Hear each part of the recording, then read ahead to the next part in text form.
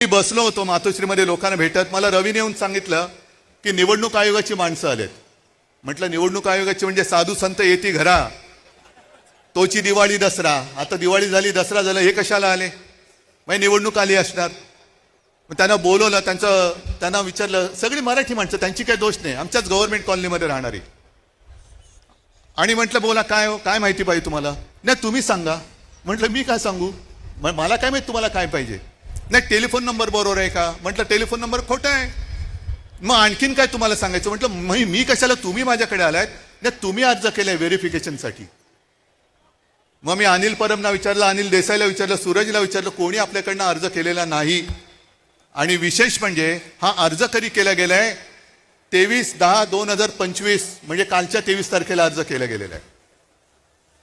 आणि कुठून केलाय? ते सक्षम नावाचं ॲप आहे. तर सक्षम नावाच्या ॲपवरनं हा प्रकार कशासाठी कोण करत होतं? मी रितसर तक्रार केली की कोणी हे केलेलं आहे. याचा अर्थ असा की माझ्या नावाने खोट्या नंबरवरून OTP काढण्याचा प्रयत्न झालाय. हे सगळं प्रकरण हॅक करण्याचा प्रयत्न झालाय. आणि कदाचित आपण 14 आणि 15 तारखेला हा विषय हातात घेतल्यानंतर 23 तारखेला अर्ज केला गेलाय.